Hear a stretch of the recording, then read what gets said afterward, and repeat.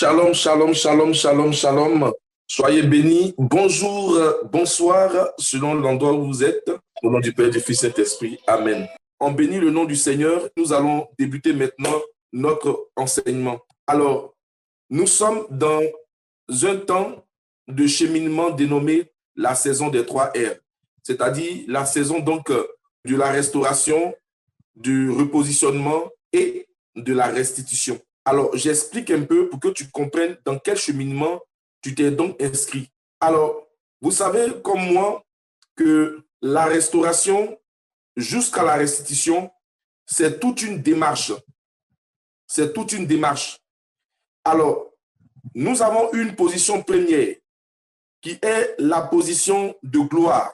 Et nous allons voir ça tout à l'heure. Et nous avons perdu cette position. Et depuis lors, le diable ne fait que s'acharner sur notre vie pour nous perdre. Dans la démarche du Seigneur, nous nous inscrivons donc dans la saison des 3 R pour reprendre notre position, pour reprendre tout ce que l'ennemi nous a volé à partir de la ruse ou de la tentation qui nous a introduit dans le péché. Et donc, je donne l'image d'un général qui conduit donc une multitude de soldats. Et vous savez comme moi que occuper la position de général, c'est occuper une position excellente, une position de valeur, une position de gloire. On est respecté. Et à cette position, il y a que non seulement il a le droit de gouverner, de conduire tous ceux qui sont à sa charge, mais aussi il a des privilèges qui sont rattachés à son poste de général. Il y a des privilèges qui sont rattachés à son poste de général. Si bien que, en tant que général, on peut lui offrir une maison où habiter. Il peut avoir des soldats à sa charge qui vont donc s'occuper de le conduire, de mener à bien certaines missions, tout ça. Et donc, il est privilégié, il a des avantages. Maintenant, supposons que ce général, exerçant sa fonction, a été pris dans un piège ou est tombé dans une ruse de l'ennemi au point où on a jeté l'opprobre sur lui. On a fomenté un mensonge sur sa vie au point où, à travers ce mensonge, il y a une présomption qui est sur lui. Du coup, il est comme frappé par une loi qui lui demande de quitter son poste. Alors, il quitte son poste. Il n'est plus donc le général des armées qu'il était auparavant, mais il quitte son poste. Mais on sait son identité. On sait qu'il a été général, qu'il a travaillé pour être à ce poste-là. Mais à cause de ce mensonge qui est sur lui, à cause de cette ruse dans laquelle il est tombé, on lui a ôté donc sa responsabilité. Il n'est plus le général de cette armée. Du coup, il perd non seulement sa position, il perd également tous les avantages qui sont donc rattachés à sa fonction, à sa position. Et donc, ce général-là, il doit pouvoir entrer dans nous, notre saison des 3 R. De là où il est, il doit reprendre sa position. Mais pour reprendre sa position, il faut qu'il soit restauré dans son droit. Il faut que le mensonge dont il a été victime, il soit lavé de cet affront. Il faut que la ruine dans laquelle il est tombé, il faut qu'il soit réparé, restauré. Donc, pour ce faire, il a besoin d'emprunter la voie de la restauration. Quand il est restauré, n'est-ce pas, on sait que ce n'est pas lui qui avait menti. On sait que ce n'est pas lui qui avait fait tel coup. Ce n'est pas lui qui avait volé. Tout le monde le sait. Et il est justifié, il est restauré. Cependant, même s'il est restauré, il a perdu son poste. Quelqu'un d'autre occupe son poste. Donc, il n'a plus les avantages, quand bien même qu'il soit restauré. Quand bien même qu'il ait reçu, n'est-ce pas, le pardon des uns des autres, les gens ont reconnu qu'en réalité, c'était un mensonge, ont reconnu qu'en réalité, il avait été pris d'un piège. Mais malgré tout ça, il est restauré, mais il est encore à sa position de personne qui n'a plus de travail, qui n'a plus de fonction. Donc, la deuxième démarche sera de reprendre sa position, dans le repositionnement. Il doit reprendre sa position, donc revenir occuper sa place de choix, là où il était, et puis on a menti sur lui de sorte qu'il tombe. Maintenant, quand il a récupéré sa place de choix, il faut bien qu'il lutte pour que les avantages qu'il avait auparavant, et même plus, lui soient redistribués, lui soient réaccordés. C'est ce qu'on appelle la restitution. Voilà. Et donc, nous sommes comme ce général qui avait perdu notre position de gloire et qui sommes, n'est-ce pas, malmenés par les esprits mauvais, certains, ses suppôts, par les œuvres démoniaques, au point où nous-mêmes là, on sait qu'on est des gens bénis, on est enfants de Dieu, mais on ne jouit pas encore de la gloire et de tout ce qui revient aux enfants de Dieu. Donc, il nous faut emprunter ce chemin pour être restauré, ensuite pour être repositionné, et après pour recevoir tout ce qui est comme avantage qui était dû à notre rang de prince et de princesse, enfants de Dieu. Voilà un peu le cheminement dans lequel nous sommes inscrits. Et nous sommes à la première saison. Et cette première saison, il s'agissait pour nous de traiter tout ce qui a été la cause de nos chutes, tout ce qui était la cause de la perte de notre position. Donc, quand nous sommes malades, quand nous avons des problèmes financiers et nous avons des situations comme des problèmes au niveau de la famille et tout ça, ce n'est rien d'autre que l'expression de notre chute, de la perte de notre gloire. Maintenant, comment être restauré dans tous ces problèmes? Comment être guéri de tous ces problèmes? C'est l'étape de la restauration en fait. Et nous avons commencé un cheminement depuis 9 jours déjà. Nous avons commencé le 5. Nous sommes aujourd'hui le 8e jour. Demain, ce sera le 9e jour pour donner au Seigneur de nous restaurer. Parce que sans restauration, on ne peut pas reprendre notre position. Tant qu'on n'a pas été justifié, tant qu'on n'a pas été, je vais dire, blanchi de tout ce qui a été dit sur nous, on ne peut pas récupérer notre position. Parce que c'est ce mensonge-là qui nous a fait perdre notre position. Il faut donc effacer, laver cet affront pour que nous puissions reprendre position. Et cet après-midi, l'enseignement que nous allons voir, c'est pour parler de la restauration. Ça va toucher plus ou moins beaucoup d'aspects de nos vies. Pas seulement la blessure intérieure, pas seulement la guérison du corps, mais ça peut toucher également les défaillances qui ont pu exister dans notre relation entre frères et sœurs, entre amis, dans les relations qu'il y a eu entre nous et Dieu. Ça peut également toucher le plan financier de nos vies. Et donc, nous avons besoin de restauration à tous égards. C'est pourquoi le thème que nous allons partager maintenant, nous l'avons intitulé comme suit: de la chute à la restauration. De la chute à la restauration. Voilà. Et nous allons prendre comme texte d'appui Luc, le chapitre 15. Luc, le chapitre 15, les versets 10 jusqu'au verset 24. Vous connaissez plus ou moins cette parabole, mais nous allons la lire afin de situer plus ou moins notre thème et de mieux le dérouler. Je lis ce passage, Luc, le chapitre 15, à partir du verset 10. De même, je vous le dis, il y a de la joie devant les anges de Dieu pour un seul pécheur qui se répand. Il dit encore, un homme avait 2 fils. Le plus jeune dit à son père, mon père, donne-moi ma part de bien qui doit me revenir. Et le père leur partagea son bien. Puis, 2 jours après, le plus jeune, ayant tout ramassé, partit pour un pays éloigné et où il dissipa son bien en vivant dans la débauche. Le verset 14. Lorsqu'il eut tout dépensé, une grande famine survint dans ce pays et il commença à se trouver dans le besoin. Il alla se mettre au service d'un des habitants du pays, qu'il envoya dans ses champs garder les pourceaux. Il aurait bien voulu se rassasier des carouges que mangeaient les pourceaux, mais personne ne lui en donnait. Étant rentré en lui-même, il se dit, combien de mercenaires chez mon père ont du pain en abondance, et moi ici, je meurs de faim. Le verset 18. Je me lèverai, j'irai vers mon père, je lui dirai, mon père, j'ai péché contre le ciel et contre toi. Je ne suis plus digne d'être appelé ton fils. Traite-moi comme l'un de tes mercenaires. Le verset 20. Et il se leva et alla vers son père. Comme il était encore loin, son père le vit et fut ému de compassion.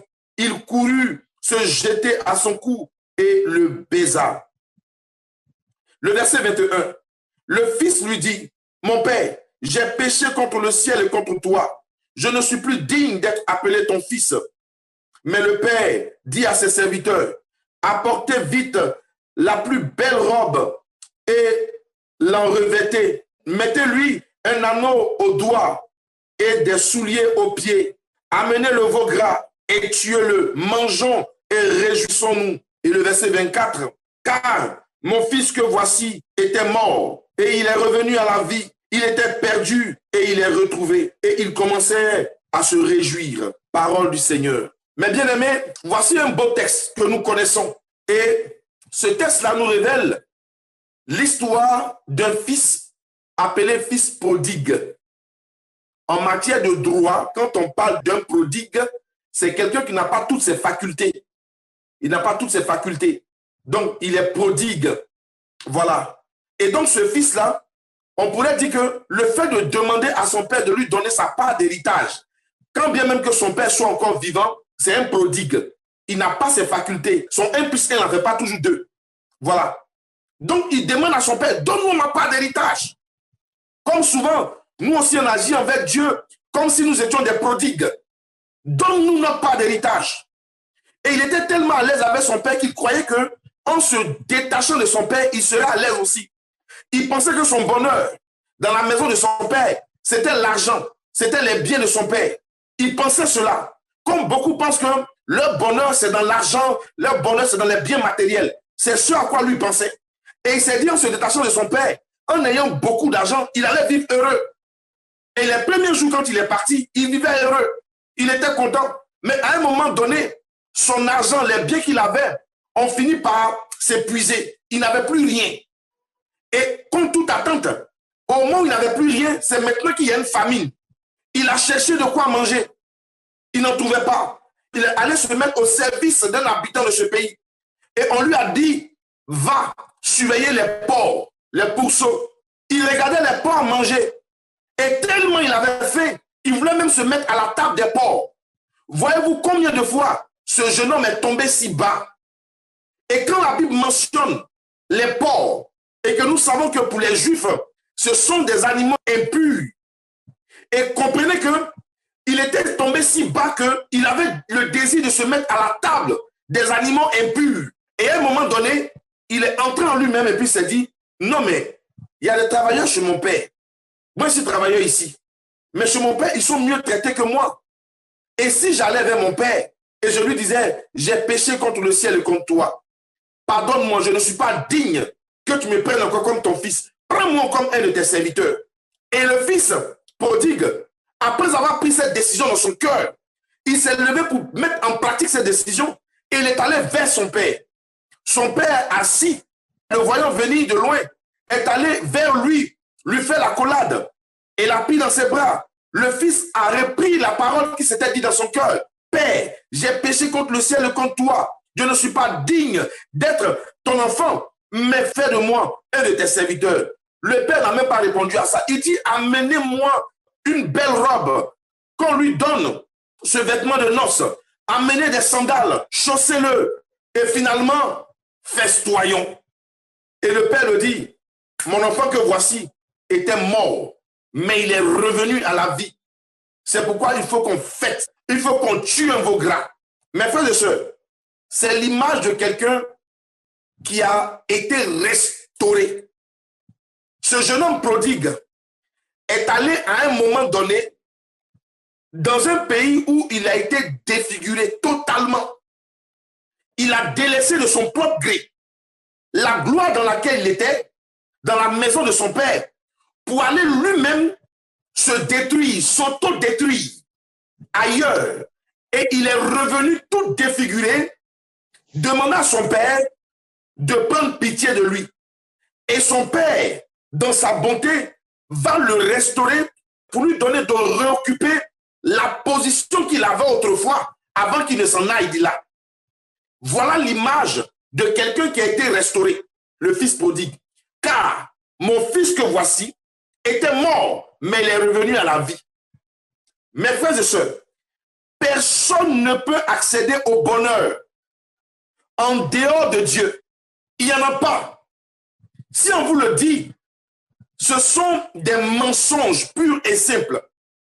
Nul ne peut mener une vie réussie sans Dieu. Ça, il faut qu'on le sache. Des fois, on est tellement exaspéré de vivre la souffrance, de vivre l'humiliation, qu'on est capable de vendre notre âme pour ne serait-ce que être dans le bonheur illusoire de 2 jours, 3 jours, des fois 4 mois. Mais ce bonheur est passager. Tout bonheur, toute réussite en dehors de Dieu n'est que illusion. Mes frères et sœurs, qu'est-ce que je veux dire? À l'image de ce jeune homme, qui a quitté la maison de son père et donc s'est séparé de son père, il a compris qu'en dehors de son père, il ne pouvait pas réussir. Autrement dit, en dehors de Dieu, tous nous sommes exposés à la déchéance, à la désolation, à la ruine. En dehors de Dieu, nous sommes tous exposés à ça, à la ruine totale, à la déchéance, à la désolation. En dehors de Dieu, nous sommes tous exposés à ce genre de vie. Or, cette vie de ruine ou de désolation appelle bien souvent la notion de la restauration. C'est parce que le jeune homme était donc dans la ruine, il était donc dépouillé de tout, il a été défiguré, il était appauvri, il avait tout perdu. Et donc, dans cet état de vie-là, il y a la notion de restauration qui doit commencer à sonner, retentir à nos oreilles. Donc, la restauration n'intervient que dans un état de désolation, de ruine totale. Alors, la question qui nous serait posée, c'est qu'est-ce que c'est que la restauration? C'est quoi la restauration? On pourra définir la restauration comme étant le fait de rétablir quelque chose dans son état d'origine. Rétablir quelque chose dans son état d'origine. Donc, quand on parle de restauration, ça voudrait dire qu'il y avait un état d'origine et l'état qu'on avait à l'origine a été défiguré, a été anéanti, a été détruit. Et il nous faut une restauration pour redonner à cette chose son état d'origine. Donc, restaurer, c'est le fait de rétablir quelque chose dans son état d'origine. Et donc, souvent, on empruntera les mots comme remettre en état. Restaurer, c'est remettre en état, c'est réparer, c'est reconstituer, c'est reconstruire, c'est régénérer. Et bien d'autres choses encore. Vous comprenez? Alors, nous allons lire le psaume, psaume 107, le psaume 107, les versets 17 à 20, 4 versets. Le rythme est bon? Oui, Modé. Oui, Modé, le rythme est bon. Ok, ça marche. Oui, c'est Donc, bon. on y va. Psaume 107, versets 17 à 20. Je lis. Les insensés, par leur conduite coupable et par leurs iniquités, étaient rendus malheureux. Les insensés, par leur conduite coupable et par leurs iniquités, s'étaient rendus malheureux. Insensé, c'est un prodigue. Son 1 plus 1 ne fait pas 2. Insensé. Cet enfant-là, c'était un insensé. Il s'est levé et il a décidé de quitter la maison de son père. Et c'est pourquoi David dit, les insensés, par leur conduite, leur manière de faire, par leur habitude, leur attitude, par leur conduite coupable et leurs iniquités, ils s'étaient rendus malheureux. Vous voyez comment il s'est rendu malheureux? Il a pris l'argent, il est parti loin de son père et puis il est parti vivre malheureux. Voilà. Et il poursuit au verset 18. Leur âme avait en horreur toute nourriture et ils touchaient aux portes de la mort. Leur âme avait en horreur toute nourriture. C'est-à-dire la nourriture qui provenait de Dieu, la parole. Leur âme avait en horreur ça.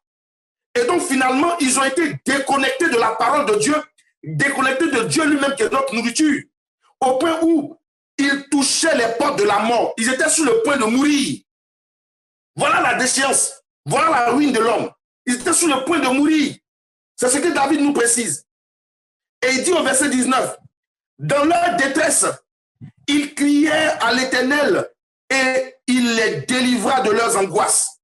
Donc pendant qu'ils étaient proches de la mort et qu'ils touchaient la porte de la mort, ils ont commencé à crier à Dieu. Ce jeune homme, il a été touché par l'esprit et il s'est dit, mais si je vais vers mon père et que je lui dis, Père, j'ai péché contre le ciel et toi. C'est ça David dit. Et ils criaient à Dieu dans leur détresse, ils criaient à l'Éternel et il les délivra de leurs angoisses. Donc dans leur détresse, dans leur ruine, dans leur déchéance, dans leur désolation, ils ont crié à Dieu et Dieu est venu à leur secours. Pour faire quoi? Pour les délivrer. C'est là la restauration. Dieu vient à leur secours pour les délivrer. Et le verset 20, il envoya sa parole et les guérit et les fit échapper de la fosse. Dieu envoie sa parole qui est Jésus. Nous allons voir à travers son sacrifice pour les guérir et pour les faire échapper à la fosse, c'est-à-dire la tombe. Voilà la notion de la restauration. Et c'est ce que Jésus opère chaque fois en nous. Chaque fois que nous péchons, chaque fois que nous perdons notre situation de gloire. Voilà la démarche qui s'opère en nous. Quand nous quittons notre position de gloire, nous nous approchons de plus en plus de la porte de la mort et donc dans la désolation. Mais si nous avons ce réflexe de crier au Père, il entend nos prières, il vient à nous, il nous délivre et il nous donne d'être restaurés. Alors, pourquoi la restauration? Pourquoi on parle de restauration? Je l'ai déjà signifié. Parce qu'il a existé la chute. S'il y a restauration, ça veut dire qu'on a chuté. Si on parle de restauration, ça veut dire qu'on a été détruit. Donc, il y a restauration parce qu'il a existé la chute de l'homme. Et l'objectif de notre enseignement cet après-midi, c'est d'établir les étapes de la restauration. C'est-à-dire, suivre une démarche qui nous conduira au pardon divin, en vue de renouer notre relation avec Dieu. Et mieux, pour vivre une intimité plus profonde avec lui. Voilà l'objectif de notre message aujourd'hui. Nous sommes déconnectés de Dieu comme le fils prodigue s'est enfui de la maison de son père. Notre but cet après-midi sera d'entreprendre une démarche qui va nous aider à revenir à Dieu pour recevoir de lui ce pardon divin afin de renouer la relation avec lui. Mais que cette relation soit de plus en plus intime et profonde. Voilà ce que nous recherchons.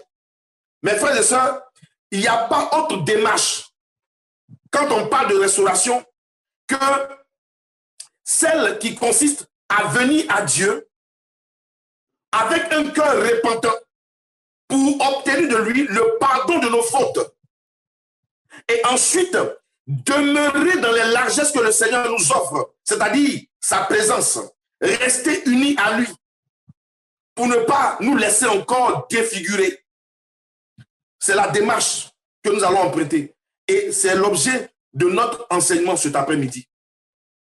Alors, le premier point que nous allons toucher, c'est l'origine de la chute. D'où est-ce qu'est venue notre chute? D'où est-ce qu'est venue notre chute? Nous allons encore prendre nos Bibles.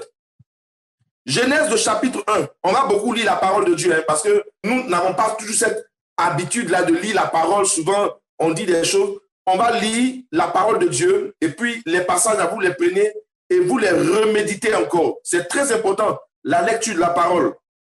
Genèse de chapitre 1, les versets 26 à 30. Et on va aussi prendre Genèse 2, versets 7 à 9. Genèse 1, versets 26 à 30. Je lis.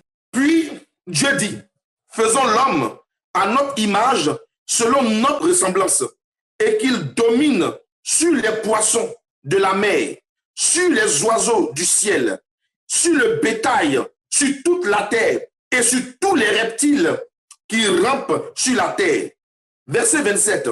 Dieu créa l'homme à son image, et il le créa à l'image de Dieu, et créa l'homme et la femme.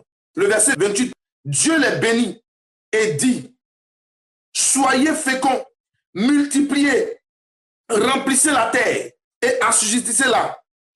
Dominez sur les poissons de la terre, sur les oiseaux du ciel et sur tout animal qui se meut sur la terre. Verset 29. Et Dieu dit, voici, je vous donne toute herbe portant de la semence et qui est à la surface de la terre, et tout arbre ayant en lui du fruit d'arbre et portant de la semence, ce sera votre nourriture. Le verset 30, il dit, et tout animal de la terre, et tout oiseau du ciel, et à tout ce qui se meut sur la terre, ayant en soi un souffle de vie, je donne toute herbe verte pour nourriture, et cela fut ainsi. Voilà ce que Dieu dit. Mes frères et sœurs, à la lecture de ce passage, qu'est-ce que nous pouvons constater? Quand Dieu dit déjà, faisons l'homme à notre image et selon notre ressemblance, Ça dit, toi et moi, on n'est pas n'importe qui. On a été taillé à l'image de Dieu. On a été conçu selon la ressemblance de Dieu. On n'est pas n'importe qui. En fait, ça nous donne déjà de voir notre situation, notre position de privilégié. Certains ont été taillés à l'image des animaux. D'autres ont été taillés à l'image de tant. Ça, c'est leur problème. Mais moi, j'ai été taillé, conçu, créé à l'image de Dieu. Je n'ai pas été créé à l'image d'un chimpanzé. Moi, j'ai été créé à l'image de Dieu. Je ne suis pas descendant d'un chimpanzé. Voilà. Donc, c'est la position de tout homme. Nous avons en nous les gemmes de Dieu. Waouh! C'est quelque chose d'extraordinaire. Les gemmes de Dieu en nous. Dieu a seulement dit cela dans son conseil. Faisons l'homme à notre image selon notre ressemblance. Mais mieux, Dieu allait jusqu'à mettre en pratique ce qu'il avait décidé. C'est pourquoi il est dit par la suite, Dieu les créa. Dieu créa l'homme à son image.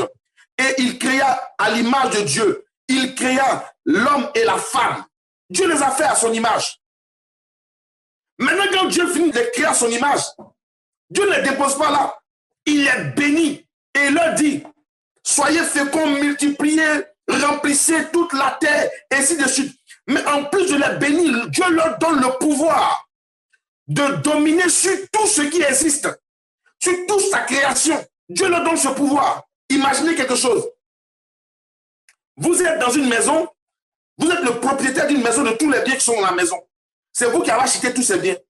Et maintenant, vous faites venir quelqu'un et vous dites que mes biens qui sont là, gérez ça. Je mets tous ces biens-là sous votre domination. C'est-à-dire, c'est quelqu'un qui vient d'arriver là. S'il est venu trouver des gens dans la maison et on a laissé les gens dans la maison et on a confié le pouvoir de gérer tous les biens de la maison là à ce quelqu'un qui vient dehors là. Dès qu'il écoute ce pouvoir, il se sent privilégié. Il sent que les autres qui sont là, ils ne sont rien. Ils ne sont rien. Dieu a vu les animaux. Dieu a vu mouton, poulet, il a vu tout ça. Et puis, il n'a rien dit. Il est parti choisir un homme, l'homme qu'il a créé à son image et selon sa ressemblance. Les animaux, tout ça là, ils ont été créés avant les hommes. Mais Dieu a regardé tout ça. Il a vu que tout ça ne pouvait pas gérer, ne pouvait pas aider donc à la gestion de sa création. Alors il crée l'homme et la femme et leur donne le pouvoir de gérer le monde, de gérer la création. C'est un privilège. C'est un privilège. C'est une position de gloire. Tu es un général. En fait, c'est ça. Donc Dieu bâtit tout ça. Je veux t'amener à comprendre que, en fait, Adam et Ève étaient dans une position de gloire. Genèse le chapitre 2, les versets 7 à 9. Genèse 2, 7 à 9. Voici ce que la parole déclare. L'Éternel Dieu forma l'homme de la poussière de la terre. Il souffla dans ses narines un souffle de vie et l'homme devint un être vivant. Puis l'Éternel Dieu planta un jardin en Éden du côté de l'Orient et il y mit l'homme qu'il avait formé. Le verset 9. L'Éternel Dieu fit pousser du sol des arbres de toute espèce agréable à voir et bon à manger, et l'arbre de la vie au milieu du jardin, et l'arbre de la connaissance du bien et du mal. Voilà. Et on connaît la suite. Donc Dieu les établit dans le jardin d'Éden. C'est le jardin, en fait, Éden, c'est la vie de Dieu, c'est la vie Zoé, c'est la gloire de Dieu. Dieu établit Adam et Ève dans Éden. C'est-à-dire que Dieu a tellement élevé l'homme à une dimension très grande, plus élevée que toute la création, que Dieu le dispose dans ce jardin. L'homme avait le droit de tout faire. Il n'avait pas de problème. L'homme pouvait tout faire. Et Dieu avait imposé une limite à l'homme. Vous ne mangerez pas du fruit de l'arbre défendu, l'arbre qui est au milieu, l'arbre de la vie, l'arbre de la connaissance du bien et du mal. Sans doute, Adam et Ève avaient une position de gloire. Ils étaient dans la gloire de Dieu. Et cette position, chacun d'entre nous est disposé à y entrer. Chacun d'entre nous peut y entrer. dans cette position de gloire, le diable étant jaloux, il va empêcher l'homme de demeurer dans cette position de gloire. Lui qui a voulu se faire l'égal de Dieu, lui qui a voulu occuper le trône de Dieu, l'ange de la lumière, Lucifer, il s'est élevé par orgueil. Dieu l'a fait tomber. C'est celui-là qui, dans sa jalousie, dans sa rage folle contre l'homme, va induire l'homme en erreur pour que l'homme quitte sa position de gloire. Genèse chapitre 3, verset 1 à 24. On peut lire ça, c'est long, on peut lire, vous pouvez le lire chez vous. Mais ce que je veux retenir, c'est les derniers versets de ce chapitre-là, au verset 9. Mais l'Éternel Dieu appela l'homme et lui dit, « Où es-tu » Il répondit, « J'ai entendu ta voix dans le jardin et j'ai eu peur, parce que je suis nu et je me suis caché. » Et l'Éternel lui dit, « Qui t'a appris que tu es nu? Est-ce que tu as mangé de l'arbre dont je t'avais défendu de manger ?» L'homme répondit, « La femme que tu as mise auprès de moi m'a donné de l'arbre et j'en ai mangé. » Et l'Éternel dit à la femme, « Pourquoi as-tu fait cela ?»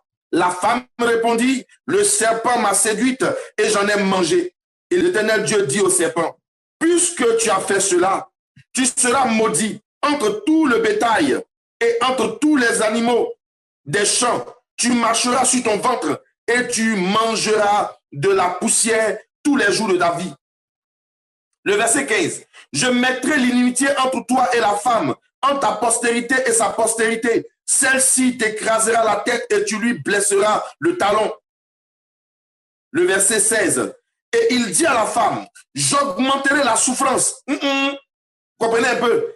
La souffrance. Donc, la déchéance a commencé. La ruine a commencé. La désolation a commencé. Il dit, j'augmenterai la souffrance de tes grossesses. Tu enfanteras avec douleur et tes désirs se porteront vers ton mari, mais il dominera sur toi. Le verset 17. Il dit à l'homme, puisque tu as écouté la voix de ta femme et que tu as mangé de l'arbre ou au sujet duquel je t'avais donné cet ordre, tu n'en mangeras point, le sol sera maudit. Le sol sera maudit. Il dit, à cause de toi, c'est à force de peine que tu en tireras ta nourriture tous les jours de ta vie. Donc, la notion de la souffrance pour arriver donc à se réaliser, pour arriver à se nourrir. Il poursuit pour dire au verset 18, il te produira des épines et des ronces et tu mangeras de l'herbe des champs. C'est à la sueur de ton visage que tu mangeras du pain jusqu'à ce que tu retournes dans la terre d'où tu as été pris, car tu es poussière et tu retourneras dans la poussière. Adam donna à sa femme le nom de Ève, car elle a été la mère de tous les vivants. L'Éternel Dieu fit à Adam et à sa femme des habits de peau. Il faut bien retenir ça. Des habits de peau. Et les en revêtit. Verset 22. L'Éternel Dieu dit, voici, l'homme est devenu comme l'un de nous, pour la connaissance du bien et du mal. Empêchons-le maintenant d'avancer sa main pour prendre de l'arbre de la vie, d'en manger et de vivre éternellement. Et l'Éternel Dieu les chassa du jardin d'Éden pour qu'ils cultivâent la terre d'où ils avaient été pris. Parole du Seigneur. Voilà. C'est ainsi que Adam a été chassé du jardin de l'Orient. Voilà. Et donc, Adam qui avait été installé dans un milieu de gloire, dans une position de gloire où il avait tous les privilèges, où il pouvait bénéficier de tout, il pouvait manger, il n'avait même pas besoin de travailler le sol, il avait la nourriture, tout ça. À partir de leur péché, ils vont donc sortir du jardin d'Éden. C'est-à-dire désormais, même pour manger, il devra travailler fortement pour pouvoir se nourrir. Et donc, il va sortir de sa gloire. C'est ce qu'on appelle la chute. Ils sont sortis de ce jardin, de tous les privilèges qu'ils avaient. Ils ont perdu leur position de gloire. Ils ont perdu totalement leur position de gloire. Et quelle a été donc la cause de leur chute? La cause de leur chute, ce n'est rien d'autre que la désobéissance. La désobéissance. Le fait de désobéir là, c'est un péché grave, hein, parce qu'il s'identifie un peu au péché originel, la désobéissance. Voilà. En fait, beaucoup disent que Adam et Ève ont péché le péché du sexe. Ce n'est pas le péché du sexe. Hein. Non, non, non. Ce n'est rien du tout. C'est la désobéissance. Ils ont désobéi à Dieu. Dieu tient énormément à l'obéissance, à ses prescriptions. Et donc, qu'est-ce qui a été à la base de la chute de Adam et Ève? C'est la désobéissance, donc le péché. Donc, c'est le péché sous toutes ses formes qui nous prive de notre position de gloire. C'est le péché sous toutes ses formes qui nous empêche d'être élevés à la gloire à laquelle Dieu nous appelle. C'est le péché. C'est le péché sous toutes ses formes. Et donc, Romains le chapitre 3. Romains le chapitre 3, le verset 23 va nous dire « Tous ont péché et sont privés de la gloire de Dieu. » Tous ont péché et sont privés de la gloire de Dieu. Romains le chapitre 3, le verset 23. Ça dit que toi et moi avons péché. Et à cause de notre péché, on a été privés de la gloire de Dieu. En fait, la gloire, là, c'est quoi? C'est la position que nous avions en Dieu. La gloire, c'est Dieu lui-même. C'est sa présence. On était dans la présence de Dieu à Éden. Ce qui fait que, étant dans la présence, même quand Dieu parle, on n'a pas peur d'entendre sa voix.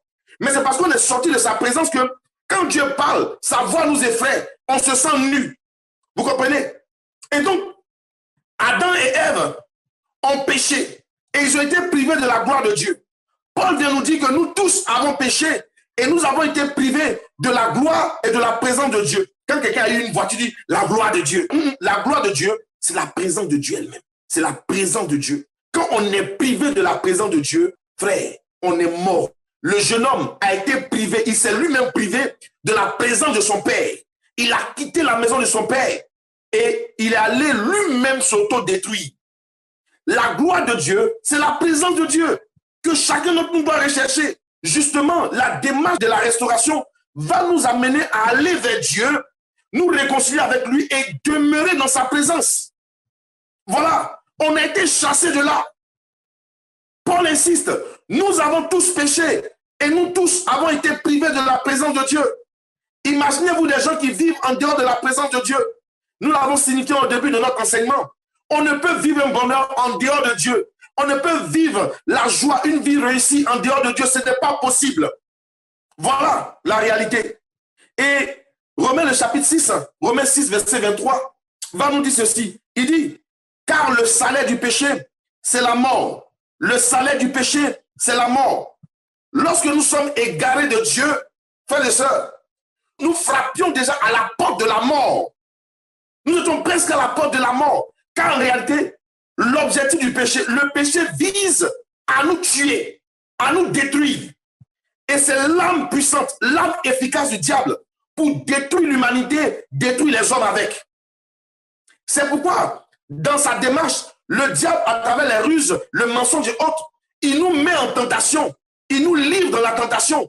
Et quand nous ne résistons pas à la tentation, que nous péchons, le péché là nous conduit petit à petit, progressivement à la mort. C'est pourquoi Paul dit, le salaire du péché, il n'y a rien de bon dedans, c'est la mort. C'est la mort. Et c'est pourquoi beaucoup d'entre nous qui sommes sortis de la gloire de Dieu, de la présence de Dieu, nous connaissons des douleurs, des difficultés à n'en point finir, à tous égards. Et parler de restauration touche tous les domaines de nos vies. Touche tous les domaines de nos vies. Frères et sœurs, restauration du mariage, des relations entre frères et sœurs, des relations entre époux et épouses. Il nous faut là encore une restauration. Restauration de la santé, restauration de la joie et de l'honneur. Quand ton honneur a été bafoué, il nous faut une restauration. Vous comprenez? La restauration touche également la joie, l'espérance. Oui, les années perdues. Des fois, des gens sont là, se disent que moi, j'ai gâché ma vie. Mon histoire est gâtée. Qu'est-ce qu'on peut faire encore pour moi? Tous mes amis, toutes mes connaissances ont réussi dans la vie. Je suis resté là sur le plancher, je ne fais absolument rien. Mais penses-tu, est-ce que tu crois réellement dans ton cœur que Dieu est celui qui restaure? Et la restauration de Dieu vient toucher profondément ta vie. C'est justement pour ça. La restauration touche également les finances. Des gens qui travaillent, mais qui sont devenus comme des esclaves. Parce que le fruit de leur travail ne leur revient pas. Ton argent ne te revient pas. Quand tu finis à la fin du mois, tout ton salaire est éjecté dans toutes les dépenses. Tu ne te retrouves même pas. D'autres sont attaqués par des sorciers, par des bêtes voraces qui dévorent leurs biens, qui dévorent leur argent. Ils travaillent. On sait qu'ils touchent un bon salaire. Ils ont des avantages, mais ils n'ont aucune réalisation. Tout cela nécessite une restauration au plan financier. Restauration, oui, restauration spirituelle. Une restauration spirituelle où nous avons des fois notre âme qui souffre parce qu'ayant été privé de la parole de Dieu, notre âme qui souffre parce qu'ayant été blessée par le péché, la restauration est nécessaire. Frères et sœurs, il nous faut absolument être restaurés dans tous les domaines de nos vies. C'est pourquoi personne ne viendra dire que moi je ne vois pas dans quoi est-ce que je vais être restauré. Moi je ne vois pas. Tu es blessé là. Tu es blessé intérieurement, tu as besoin de restauration. Quand tu vois quelqu'un, sa tête ne te revient pas, tu es blessé. Je ne sais pas pourquoi. Il y a des gens, même le trop plein d'amour aussi blesse des gens. Tout ça, on a besoin de restauration. Restauration. C'est nécessaire. Il n'existe aucun domaine de nos vies qui n'ait pas besoin de restauration. Pourquoi? Parce que le péché qui est entré dans nos vies là a touché tous les aspects de nos vies. Ce péché nous a ruinés. Et nous avons besoin de faire une introspection dans chaque aspect de notre vie pour demander une restauration de la part du Seigneur. Vous voyez? Et pour certaines personnes, c'est un domaine qui est plus accentué. Il y en a, par exemple, qui ont été fortement blessés dans le domaine sentimental et qui ont besoin d'être restaurés. D'autres, c'est dans le domaine familial qui ont besoin d'être restaurés au point où ils se disent que moi, je n'ai pas de père, je n'ai pas de mère. Quand ils entendent parler de papa, maman, ça les énerve même. Pourquoi vous voulez rester avec son père? À cause de la relation inexistante qui a pu se produire avec son père ou sa mère. Et tout ça a besoin de restauration. Des fois, on n'est pas assez efficace dans nos prières. On n'est pas assez efficace dans notre relation avec Dieu parce qu'en nous, nous sommes détruits. Nous sommes défigurés. Il y a trop de blessures. Le péché est manifeste en nous. Au point où on n'arrive pas à se relever. On ploie sous le poids du péché et on a du mal à aller vers le Seigneur. Regardez ce jeune homme. S'il n'avait pas eu, c'est-à-dire l'inspiration de l'esprit pour dire, je vais aller voir mon père. Chez mon père là-bas, il y a des serviteurs et ils mangent bien que moi.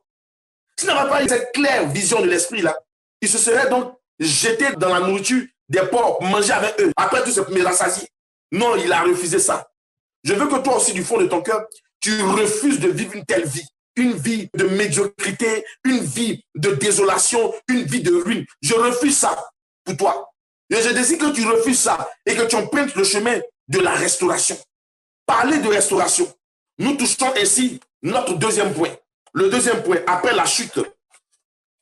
Après la chute, il s'agit de parler maintenant du rachat. Le rachat du genre humain par le Christ. C'est la rédemption. Quand on parle de rédemption, on parle du rachat.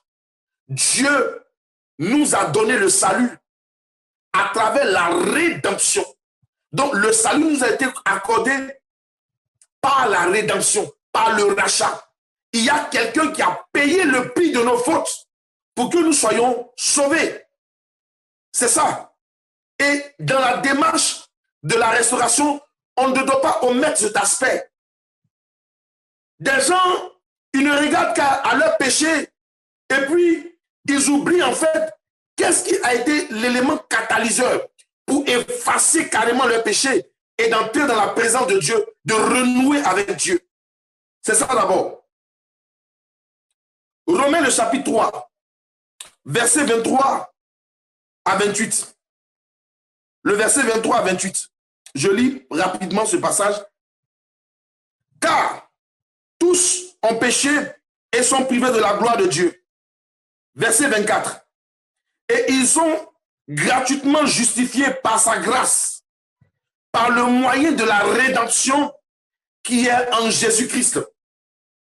Il a pourvu notre salut par le moyen de la rédemption.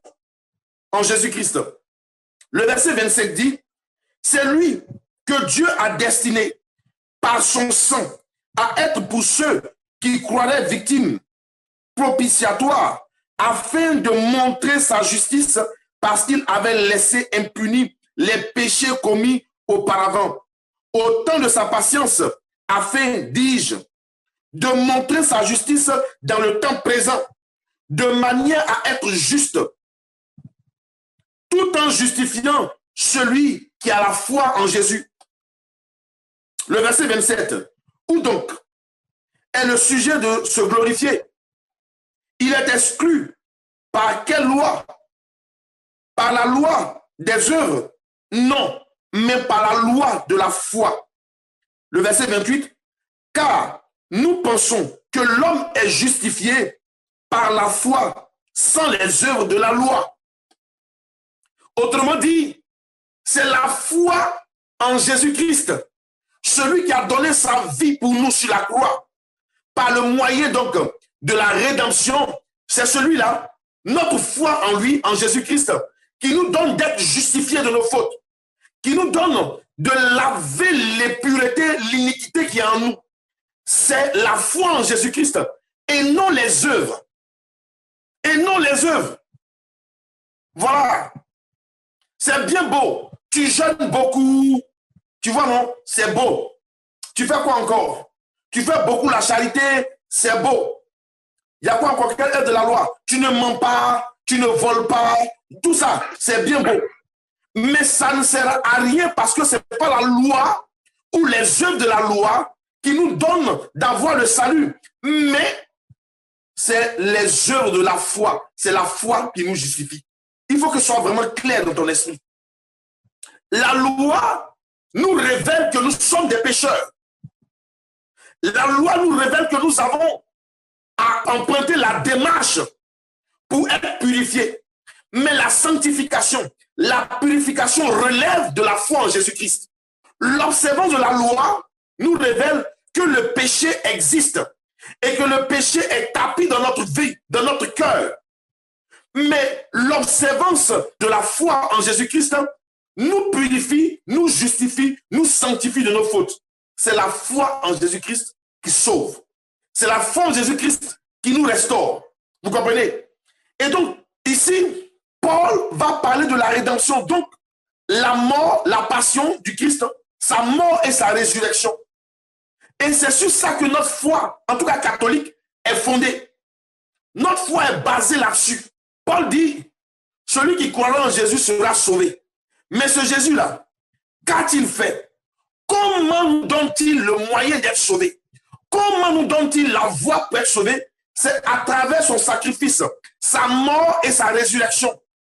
Et quiconque désormais croit en lui, en sa mort et en sa résurrection, celui-là sera sauvé. Vous comprenez? Et donc, c'est très important pour nous de souligner la mort et la résurrection du Christ. C'est parce qu'il est mort et que son sang a coulé à la croix et qu'il a été jeté dans le tombeau. Et 3 jours après, il est ressuscité, il est sorti du tombeau, il est assis à la droite de Dieu le Père Tout-Puissant, que désormais, nous aussi, nous avons trouvé en lui la voie pour être sauvés. Non seulement nous purifier de nos fautes à partir de son sang, mais également atteindre la gloire à laquelle il nous appelle par la voie que lui-même il a tracée en ressuscitant d'entre les morts. Désormais, la mort n'a plus de pouvoir sur nous. Paul dit, mort, où est donc ta victoire? Et même si la mort semble nous faucher et que nous avons souvent l'impression d'avoir perdu un être cher, ce texte n'est pas perdu, car dans la dimension de la foi, ce texte-là est dans la présence de Dieu. C'est pourquoi dans l'Église, il nous est donné de percevoir 3 formes d'Église qui sont unies. C'est ce qu'on appelle la communion des saints. Il y a l'Église pérégrinante, l'Église triomphante et puis l'Église souffrante. C'est ça. Donc ceux qui sont morts là ne sont pas morts. Le Seigneur a promis, celui qui croit en moi, même s'il meurt, vivra. Ça ne veut pas dire qu'on ne mourra pas sur terre. On mourra. Mais ça voudrait dire que la mort sur la terre n'est pas une fin en soi. En Dieu, la vie continue. Et c'est ce qui doit pouvoir nous interpeller chaque fois. Donc on ne vit pas pour vivre heureux pendant cette terre, mais on vit et on s'attache à Dieu. On manifeste beaucoup de foi en Dieu en vue de notre vie après donc, notre passage sur terre. Nous continuerons donc la vie dans la présence de Dieu. Donc, nos morts là, ils sont pas morts. Hein? Ils sont là même. Et c'est pourquoi souvent, on les invite dans nos prières. Ceux qu'on appelle les saints, on les invite dans nos prières. Venez nous accompagner dans nos prières, priez avec nous. Ceux-là, ils sont dans l'église triomphante. Il y a des gens qui demandent également nos prières, notre suffrage, parce que eux, là où ils sont, ne peuvent plus prier. Ceux-là, ils font partie de l'église souffrante. C'est-à-dire, ce sont les âmes du purgatoire. Et maintenant, il y a nous-mêmes qui demandons l'appui des saints. Il y a nous-mêmes qui demandons l'appui de la Vierge Marie qui vivons encore sur cette terre. Nous, on fait partie de l'église pèlerinante. L'église pèlerinante. Voilà. Nous sommes encore en pèlerinage sur cette terre. C'est une communion des saints. On n'est pas séparés. Donc, frères et sœurs, c'est la foi en Christ qui nous sauve. C'est la foi en Christ. Donc, la démarche de la restauration repose sur notre foi dans le sacrifice opéré par Jésus-Christ à la croix. La démarche pour être restaurée passe nécessairement par le sacrifice de Jésus-Christ. Et donc, pour nous les catholiques, la restauration passe par l'Eucharistie. Par l'Eucharistie. Ce n'est pas étonnant de voir des gens qui sont malades, qui vont à Jésus Eucharistie, et puis Jésus les guérit. C'est ordinaire pour Jésus. C'est ordinaire. Des gens qui ont l'habitude d'aller au Saint-Sacrement de l'autel pour aller adorer Dieu, qui sont souvent dans les chapelles d'adoration pour aller visiter Jésus Eucharistie, c'est ordinaire pour eux de sentir qu'en eux là, il y a comme une guérison, une restauration. Ils sont joyeux, les choses se rétablissent. Pour eux, tout ça, c'est ordinaire. C'est ordinaire. C'est vraiment ordinaire. Donc, la messe elle-même là, ce n'est pas un souvenir, mais la messe actualise, nous remet dans le sacrifice opéré à la croix à Golgotha. Pendant que la messe est célébrée, nous sommes comme à Golgotha, où Jésus, après la passion, est mis sur le poteau et on le cloue. C'est cette même réalité que nous vivons. Elle est actualisée. Vous comprenez? Et donc, si tu la vis, toi et moi, si nous la vivons intensement au cours de la célébration eucharistique, si nous ne partons pas assister à la célébration et que nous partons participer à la célébration, vous allez voir combien de fois ce sacrifice opéré là, au cours de la célébration, va avoir un impact terrible dans nos vies. C'est parce que nous méprisons ça, nous ignorons ça. On néglige ça. On voit comme ça, comme quelque chose d'ordinaire, et puis tellement on est habitué peut-être au prêtre ou aux célébrations, on ne trouve plus l'importance de la messe. C'est très important. Un jour, on reviendra sur ça.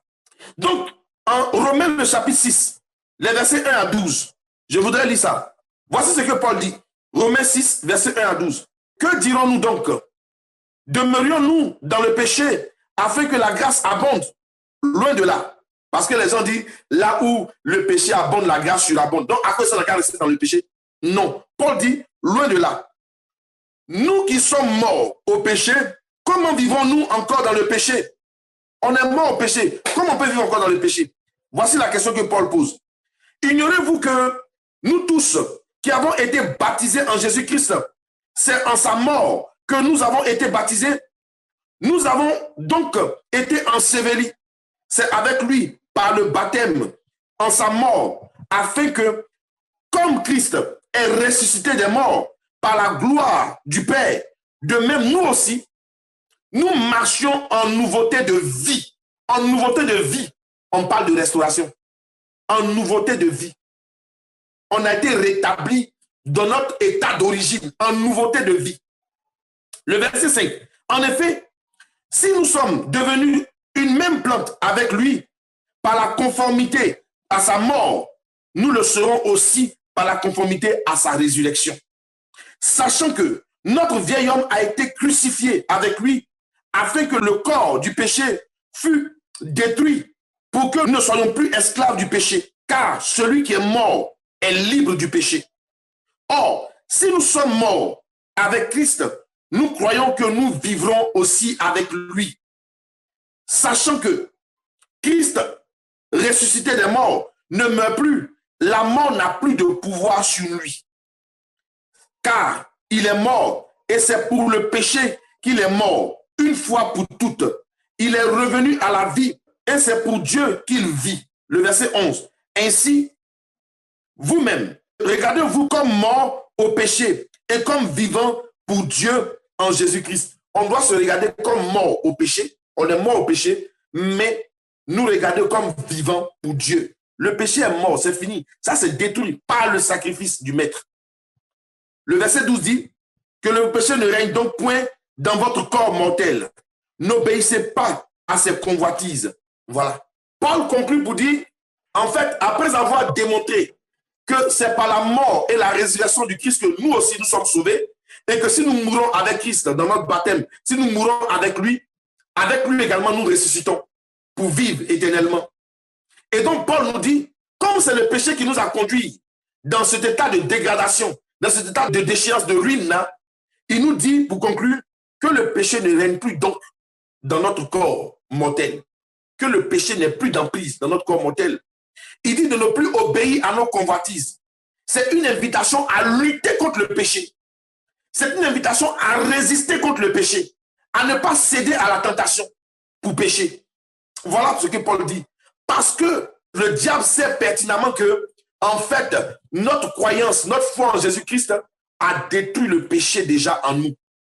Et il veut chaque fois réveiller en nous l'existence de ce péché-là, en nous faisant succomber à la tentation, en injectant dans nos vies encore d'autres choses pour nous faire aimer, n'est-ce pas, le péché et nous plaire dans le péché.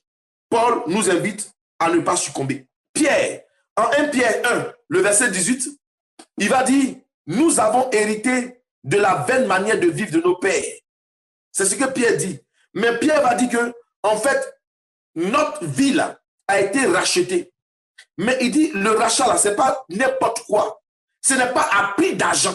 Ce n'est pas à prix d'or que nous avons été rachetés.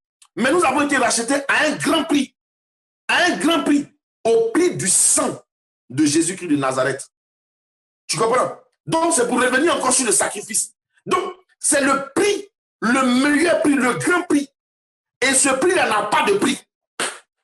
C'est à ce prix que nous avons été rachetés. Au prix du sang de Jésus-Christ. Donc, notre restauration passe par la croix, passe par le sang de Jésus-Christ, passe par le rachat. Il faut avoir ça à cœur, à l'esprit.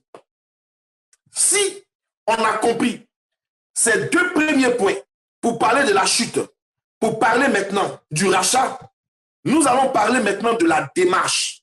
En troisième point, la démarche. La démarche.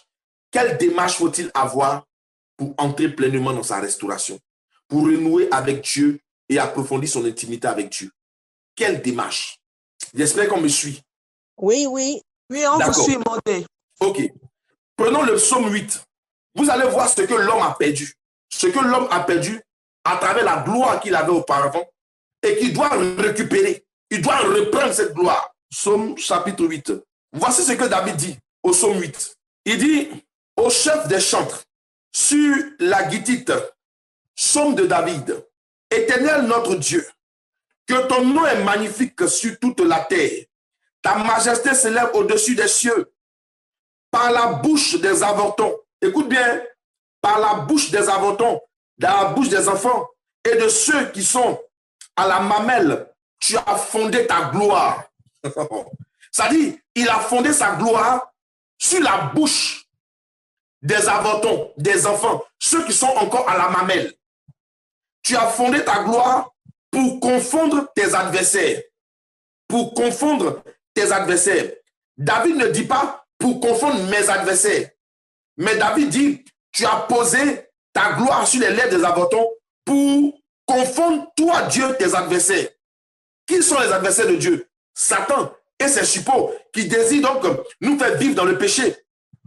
Il poursuit pour dire, au verset 4, quand je contemple les cieux, ouvrage de tes mains, la lune, les étoiles que tu as créées, qu'est-ce que l'homme pour que tu te souviennes de lui et le Fils de l'homme pour que tu en prennes garde à lui? Tu l'as fait de peu inférieur à Dieu. Tu l'as couronné de gloire et de magnificence. Waouh! Regardez l'homme, regardez la beauté de l'homme. Quand David dit, il regarde le ciel là, les étoiles, la lune, il ne comprend pas. Il ne comprend pas. Un Dieu si grand qui a créé tout ça. Qu'est-ce que l'homme peut être devant Dieu pour que Dieu puisse se souvenir de l'homme et lui donner de tels privilèges? Il dit, tu l'as fait de peu inférieur à toi. C'est-à-dire, ce que David veut dire, après toi, Dieu, c'est l'homme. Tu l'as fait de peu inférieur à toi, de peu inférieur à toi. Après toi, Dieu, c'est l'homme qui suit. C'est ce que David est en train de dire. Parce que l'homme était dans cette position de gloire. Il poursuit pour dire, tu lui as donné la domination sur les œuvres de tes mains.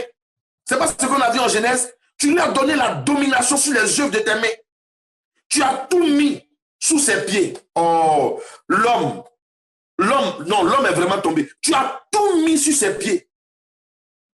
Les brebis, comme les bœufs, les animaux des champs, les oiseaux du ciel et les poissons de la mer, tout ce qui parcourt les sentiers des mers.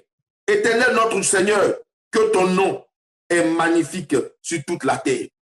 Voici le psaume 8 qui révèle qui nous sommes en réalité. Si jusque-là, tu as commencé à te maudire, te mépriser, moi-même, va lire le psaume 8. Dieu dit, il a fait de toi un peu inférieur de lui. Ça dit, après lui, là, dans l'ordre de l'autorité, dans l'ordre du pouvoir, après Dieu, là, hein, ce qui David a dit, après Dieu, là, c'est les hommes qui suivent. David n'a pas mentionné ici ange. Il dit, tu as fait de l'homme de peu inférieur de toi. Si tu réalises la gloire dans laquelle Dieu t'a positionné, tu vas commencer à courir et à fuir le péché. Et chaque jour, à demeurer dans la présence de Dieu et à vouloir creuser ton intimité en Dieu. C'est ce qui doit pouvoir te motiver tous les jours. C'est ce qui doit pouvoir te motiver. On a toujours regardé les choses, on dit, oh, moi je veux une maison, moi je veux ça, mais au point où on s'égare de l'essentiel. Si tu veux une grande maison là, commence à renouer avec Dieu. Commence à emprunter les voies, les démarches pour la restauration. C'est pas quand la grande climatisée se sort bien, on a une belle voiture, qu'on dit qu'on a réussi en Dieu. Ça ne veut absolument rien dire. Ça ne veut rien dire. Ça ne veut rien dire. Voilà. Donc, ta présence, la présence de Dieu en toi, là, tu dois la développer. Ça va plus dégager tout ce qui est comme penchant vers le péché et tout ça, pour que tu sois en toi-même restauré et remis dans ton état d'origine. Ton état d'origine, c'est être peu inférieur à Dieu. Ton état d'origine, c'est de dominer. Ton état d'origine, c'est de commander sur toute la création. C'est ça ton état d'origine. Pour y arriver, il y a la démarche. La première démarche que nous devons suivre, ce n'est rien d'autre que avoir la conviction du péché. Avoir la conviction du péché. Avoir la conviction du péché. Allons en Jean le chapitre 16. Je vais vous expliquer à travers ce passage du verset 4 pour mieux comprendre. Je vous ai dit ces choses afin que lorsque l'heure sera venue, vous vous souveniez que je vous l'ai dite. Je ne vous en ai pas parlé dès le commencement parce que j'étais avec vous. Maintenant que je m'en vais vers celui qui m'a envoyé et aucun de vous ne me demande où vas-tu. Mais parce que je vous ai dit ces choses, la tristesse a rempli vos cœurs. Cependant, je vous dis la vérité, il vous est avantageux que je m'en aille, car si je ne m'en vais pas, le consolateur ne viendra pas vers vous. Mais si je m'en vais, je vous l'enverrai. Et quand il sera venu, il convaincra le monde en ce qui concerne le péché, la justice et le jugement. Le péché, en ce qui concerne le péché, parce qu'il ne croit pas en moi. Voilà. Donc, si on croit en Jésus-Christ, l'Esprit de Dieu, en réalité, va nous convaincre chaque fois du péché. C'est quoi être convaincu du péché? Et nous devons demander cette grâce chaque fois à l'Esprit de Dieu. C'est-à-dire, il arrive des moments où des gens posent des actes et ça ne leur dit absolument rien. Ils n'ont même pas la notion du péché. Ils ne sont pas convaincus du péché. Ils volent dans l'entreprise, ils pensent que c'est bonne chose. Et puis, il est fier même de dire ça à la maison.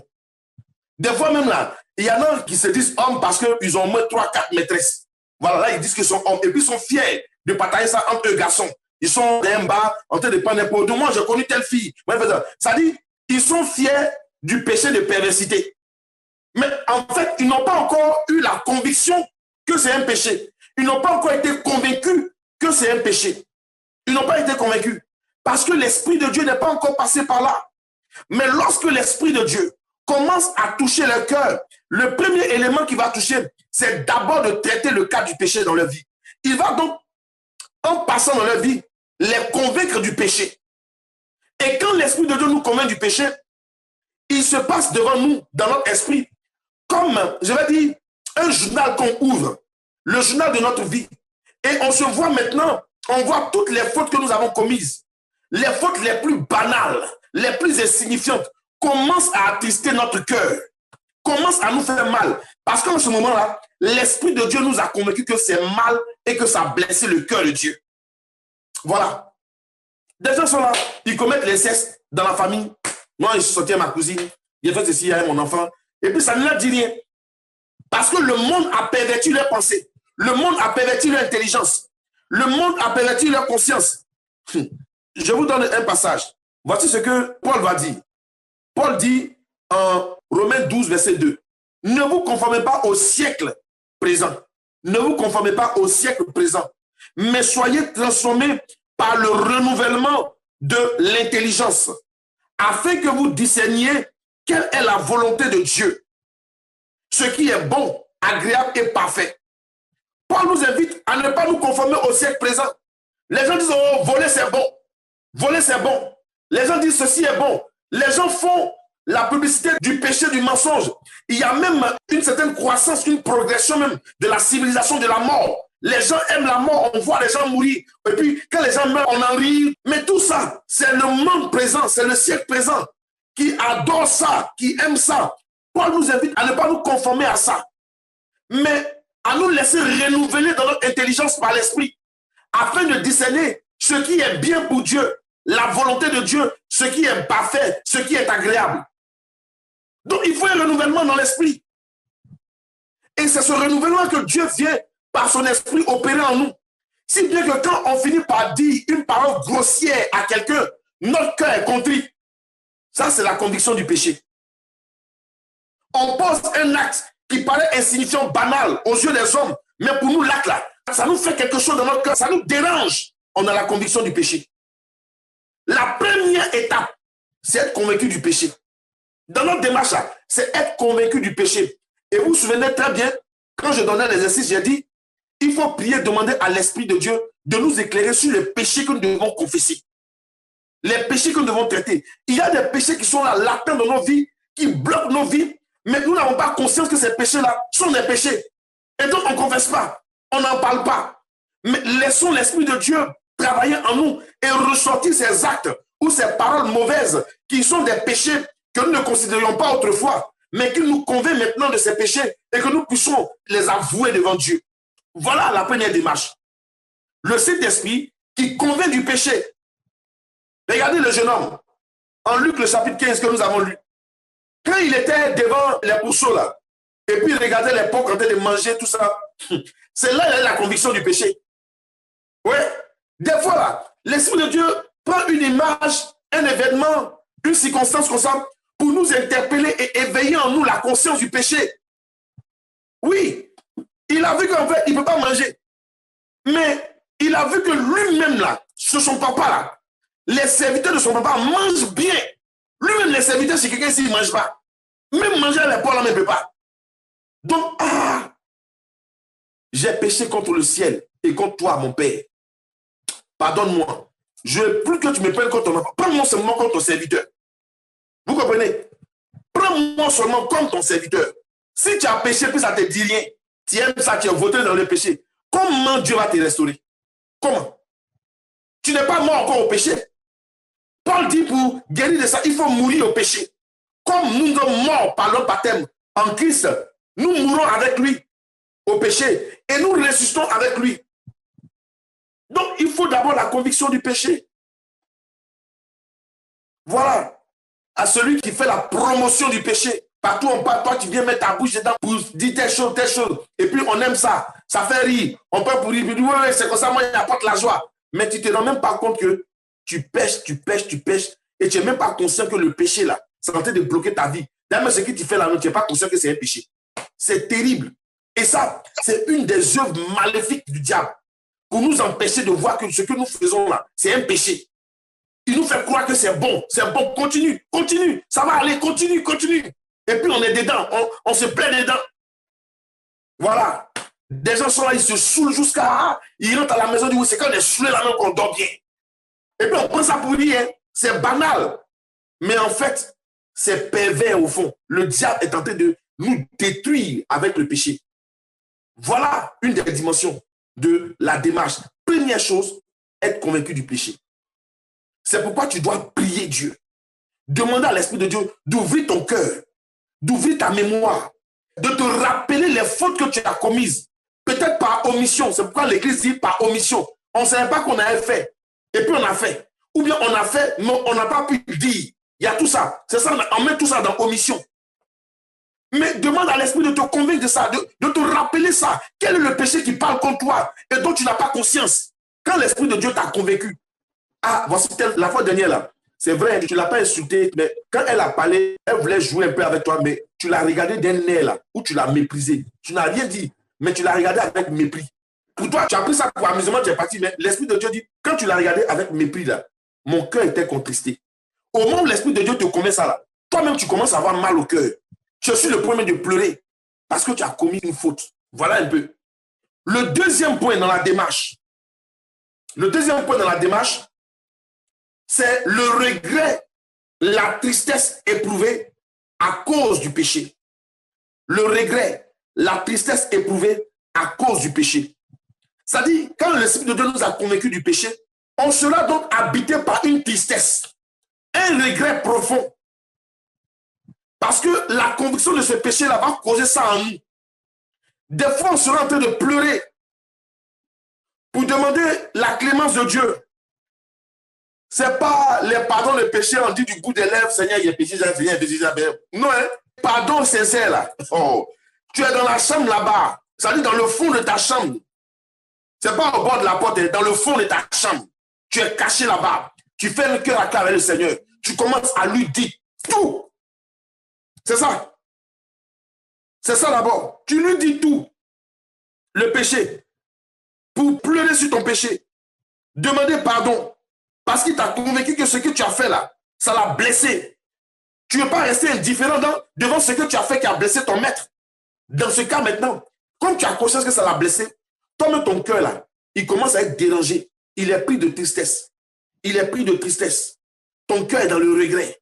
Et puis se met maintenant à dire des paroles sincères pour demander pardon à Dieu. Ce n'est plus un pardon du bout des lèvres. Voilà. Le psaume 51, versets 1 à 5.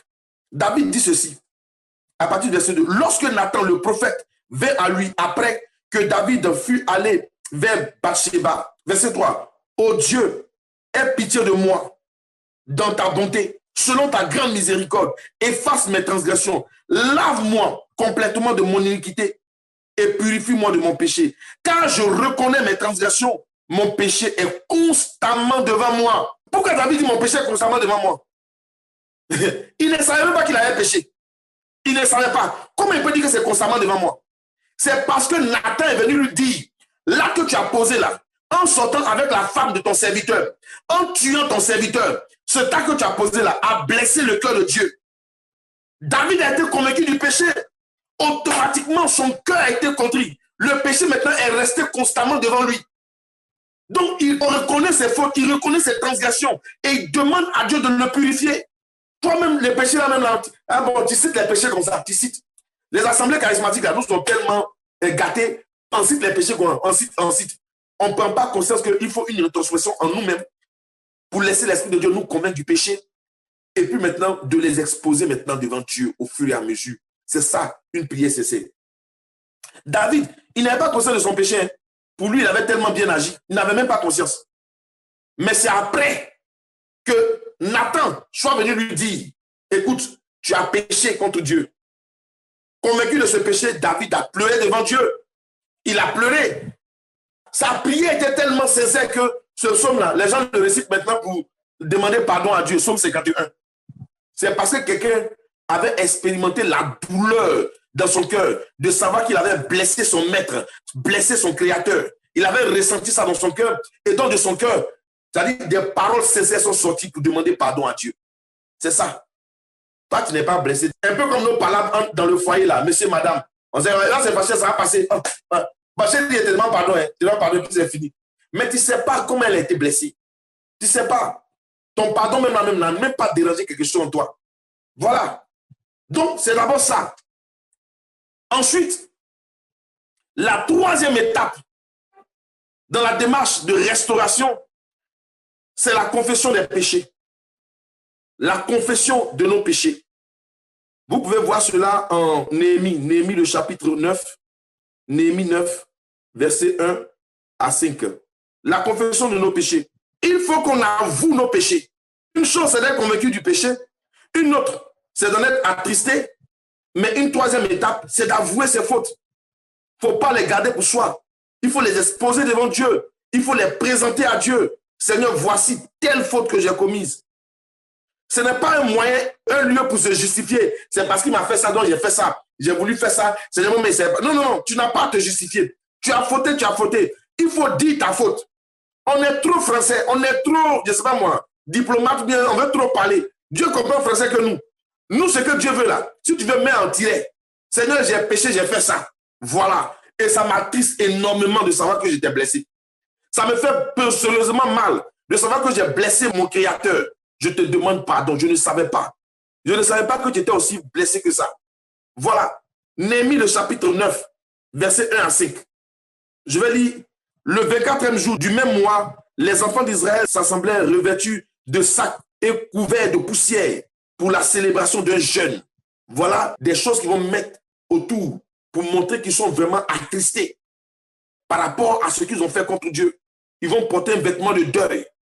Le verset 2. Ceux qui étaient de la race d'Israël s'étaient séparés de tous les étrangers, se présentèrent et confessèrent leurs péchés et les iniquités de leur père. Le verset 3. Lorsqu'il fut placé, on lut dans le livre de la loi de l'Éternel, leur Dieu, pendant un quart de la journée. Et pendant un autre quart, ils confessaient leurs péchés et se prosternèrent devant l'Éternel, leur Dieu. Le verset 4. Josué, Bani, Kadmiel, Shebania, Bouni, Sheredia, Bani et Kenani montèrent sur l'estrade des Lévites et crièrent à haute voix vers l'Éternel leur Dieu.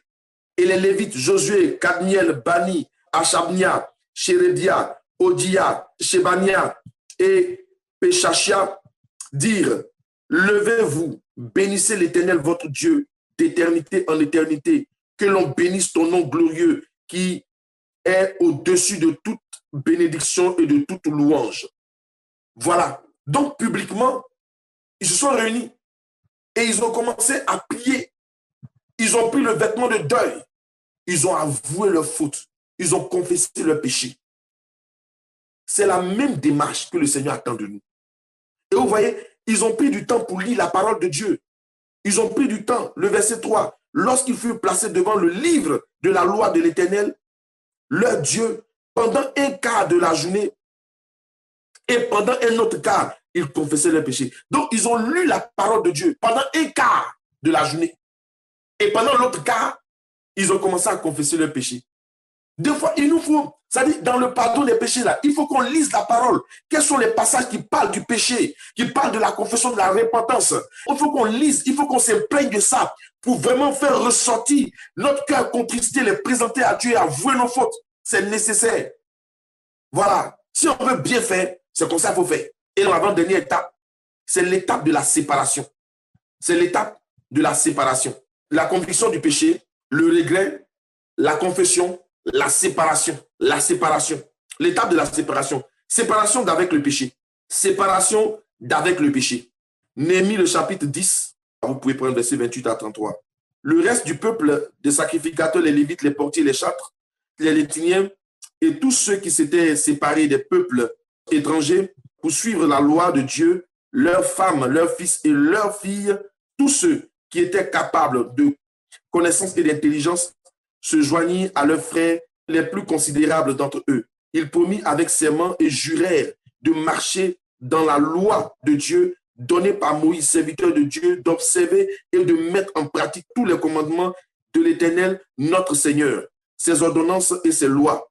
Nous promîmes de ne pas donner nos filles au peuple du pays et de ne pas prendre pour leurs filles, pour nos fils, de rien acheter le jour de sabbat, les jours de fête, les peuples des pays qui apporteraient à vendre le jour de sabbat les marchandises, des denrées quelconques et autres choses, ainsi de suite, ainsi de suite. Donc, il y a cette promesse.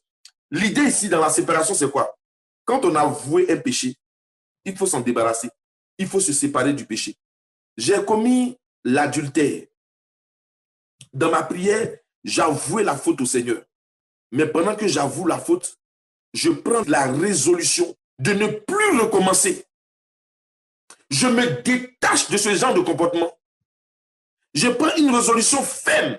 Et maintenant, après mon temps de repentance, il faut que Dieu observe la promesse que je viens de faire. Parce que ici, dans Néhémie, le peuple a fait la promesse à Dieu de ne plus retomber dans la transgression de la loi que Moïse avait donnée. Donc, ils ont fait la promesse de respecter les commandements, les préceptes de Dieu. Si nous venons confesser nos fautes, c'est-à-dire que nous avons transgressé la loi de Dieu, nous demandons pardon à Dieu et nous prenons la résolution de ne plus recommencer. C'est-à-dire que nous nous séparons du péché. Toi et moi, en péché d'adultère, on n'est plus ensemble, on n'est plus camarades. Désormais, passe ton chemin, moi, je passerai loin. Et dans la pratique, il faut que Dieu voie que je respecte ma promesse. Voilà. Il peut arriver qu'on retombe dans le péché, mais nous devons toujours emprunter la même démarche.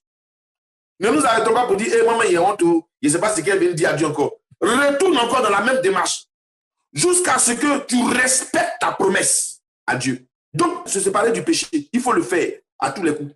Voilà un peu. Et enfin, la dernière étape, c'est l'étape de la restitution. Il ne faut pas confondre avec la restitution que nous allons parler en dernier lieu. La restitution que nous allons parler en dernier lieu est différente de cette étape de restitution. Je vous explique. Dans la démarche de la restauration, il y a toujours l'étape de la restitution. Vous voyez en Luc le chapitre 19, verset 8, Luc 19, verset 8, en Luc 19, il s'agit de Zachée, Zachée le collecteur d'impôts. Quand Jésus est entré dans la maison de Zachée, Zachée a été touché. Il a été restauré par la présence de Jésus. Vous comprenez? Et Jésus n'avait pas le même regard que les gens avaient sur Zachée. Mais il dit c'est un fils d'Israël qu'il est venu reprendre entre les mains du diable. Donc, Zachée avait perdu sa position d'origine. Quand bien même qu'il était riche, collecteur d'impôts, mais il n'était plus considéré dans son environnement comme un véritable juif. On le prenait comme un agent romain. On le prenait comme un vendu. Et les gens s'indignaient que Jésus aille manger chez lui. Parce que pour eux, Zachée était un pécheur. Mais c'est ce pécheur-là. Le Christ est entré dans sa maison. Oh, sa maison a été bouleversée. Il a été bouleversé. Jésus n'a pas trop parlé. Jésus n'a même pas parlé. Mais comme Zachée a été restauré, toutes les étapes là ont été parcourues par Zachée. Il a été convaincu de son péché. Il a reconnu ce péché. Il a pleuré ce péché. Il est venu confesser ce péché. Et ensuite, il s'est séparé de ce péché. Et enfin, il vient pour la restitution. Il dit à Jésus, Maître, si j'ai fait du tort aux gens, je prends l'engagement de rembourser. Il est prêt à rembourser. Donc, comme c'est un collecteur d'impôts, peut-être il a volé des gens, il a escroqué des gens. Il est prêt à rembourser ces personnes. Ça, c'est la restitution. Je prends l'image de quelqu'un qui, dans son entreprise, a fait un détournement de fonds, un détournement d'argent. Tu as pris l'argent des gens, 20 millions. Et puis, comme toi, tu dis que tu es chrétien, tu as gardé les 20 millions dans ton compte et tu allais t'asseoir devant le peuple pour te confesser. Tu t'es confessé, tu as tout bien fait. Première étape, deuxième étape, troisième étape, tu as tout bien fait. Mais la dernière étape, là, logiquement, le père doit te dire de faire la dernière étape. Ou toi-même, là, qui connais l'enseignement, tu dois faire la dernière étape. C'est-à-dire la restitution. Tu es venu avouer toutes ces fautes-là. Mais l'argent avec toi encore. Prends l'argent là, va le déposer à l'entreprise. Va remettre l'argent à l'entreprise.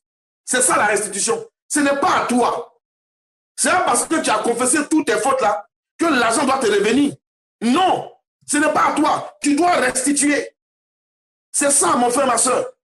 Et beaucoup de confessions, beaucoup de repentances n'ont pas été achevées du fait que les gens n'ont pas conscience qu'ils doivent restituer. Tu dois restituer. Oh, oh, oh. La restitution de quoi se trouve au niveau du pardon. Tu as insulté quelqu'un, tu l'as humilié, partout, tout ça. Maintenant, tu reconnais dans ton cœur que la personne n'avait pas tort. La personne avait raison. C'est toi qui avais tort. Tu as demandé pardon. Tu es parti, tu as demandé pardon à Dieu. Tu es parti à la messe, tu t'es confessé auprès du Père, tout ça. Et puis pour toi, c'est bon. Non, tu dois restituer. Tu dois restituer. Tu dois aller vers la personne et demander pardon à la personne. Reconnaître le pas. Reconnaître que tu as eu tort. Des fois même publiquement. C'est la restitution. C'est la restitution. Et des fois dans la tradition, quand vous avez eu des paroles déplacées envers un aîné, quand vous partez demander pardon, tout ça là, le pardon, là, quand on vient, on demande pardon, on a trouvé des parents pour venir demander pardon à l'aîné, tout ça, on a fait. Mais ce qu'on a demandé à la fin, on a dit, il faut envoyer un poulet. Ça dit, c'est comme une amende. C'est la restitution. Ce que tu as fait comme mal, ce que tu as pris comme dignité, tu as volé de la dignité de la personne. Ce que tu as pris là, tu vas rembourser ça en termes de, je vais dire, de manière matérielle. On va matérialiser ça. Donc, on dit, envoie un poulet pour apaiser sa colère. Envoie un poulet. Et puis, on envoie poulet. On envoie telle chose pour demander pardon. C'est la restitution. Ça fait partie de la restitution. Voilà. Tu as pris ton temps, tu as insulté les gens, tu as insulté partout, tu as maudit des gens, et puis tu as demandé pardon. Hey, me lève au Seigneur. Je te demande pardon. Je me lève. Oh, Seigneur, je ne savais pas. Maintenant, quand tu as fini de dire ça là, tu as demandé pardon là. En quoi est-ce que tu restitues? En quoi tu restitues? Il faut restituer. Il faut bien restituer. Et des fois, il faut demander à l'Esprit de Dieu de nous aider à savoir comment restituer le mal. Comment restituer le mal qu'on a fait. Ce n'est pas aller faire le mal à quelqu'un, mais c'est aller faire du bien à la personne en remplacement du mal qu'on lui a fait. C'est un peu ça. Faire du bien à la personne en remplacement du mal que je lui ai fait. C'est ça la restitution. Donc, nos repentances, ça, deux fois, doivent être accompagnées de restitution. Des fois, dans la restitution, d'autres préfèrent faire, n'est-ce pas, des offrandes. Ils préfèrent faire des offrandes pour demander pardon. Offrande, puis si la personne n'est pas là, ils vont faire offrande à Dieu, comme ça, pour demander pardon. Voilà. C'est un peu ça. Et donc, sur ce, je voudrais donc m'arrêter. Voici donc les éléments essentiels que j'avais voulu partager avec vous. Voilà. Toutes mes excuses si j'ai été long, je crois avoir dépassé légèrement le temps. Voilà. C'est vrai qu'on n'a pas vite commencé aussi. Mais voilà. C'est tout ce que j'avais voulu partager avec vous en ce qui concerne donc la restauration. Voilà. J'espère que vous avez bien saisi et que l'enseignement ne doit pas se limiter seulement à entendre, mais vous devez aller jusqu'à pratiquer cela. J'espère que vous avez pris bonne note et que vous aurez donc la possibilité de pouvoir pratiquer ça pour que votre vie soit restaurée pleinement. Dieu nous bénisse.